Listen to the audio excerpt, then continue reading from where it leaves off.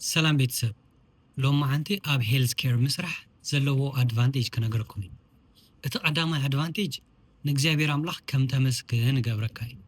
ምክንያቱ ኣዒንቲ ዘይብሎም የእዛኖም ደይሰምዑ ባዕሎም ክኸዱ ደይክእሉ ኣጋሮም ብዝተፈላለየ ምክንያት ዝሰንከሉ ባዕሎም በእዳዎም ገይሩ ምግቢ ክበልዑ ዘይክእሉ ካብ ሓደ ቦታ ናብ ካልእ ቦታ ከም ድላዮም ክንቀሳቀሱ ዘይክእሉ ብዙሕ ፀገማት ዘለዎም ሰባት ኢኻ ክትርኢ ትውዕል።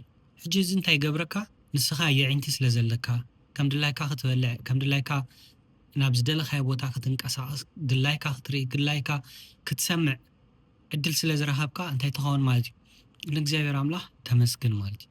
እቲ ካልኣይ ኣድቫንቴጅ ድማ ጥዕናኻ ክትሕሉ ፑሽ ይገብረካ እዩ። ምክንያቱ ጥዕና ዘይብሎም ብዙሓት ሰባት ኢኻ ክትርኢ ትውዕል ዘለኻ።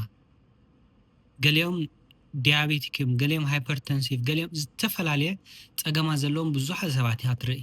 ስለዚ እዚ ኣብቶም ሰባት እቲኣቶም ዝረኣኻዮ ሕማም ድማ ንዓኻ ክመፀካ ስለዘይትደሊ እንታይ ትገብር ማለት እዩ ክትጥንቀቕ ትጅምር። ሽኮር ዲኻ ክተጉድል፣ ባላንስ ዳይት ዲኻ ክትምገብ፣ ኤክሰርሳይዝ ዲኻ ክትገብር፣ ዝተፈላለዩ ነገራት ኣብ ነፍስኻ እንዳገበርካ ትኸይድ ማለት ምክንያቱ እቲ ንሶም ዝነብርዎ ዘለዎ ናብራ ክትነብር ስለዘይትደሊ ማለት እዩ።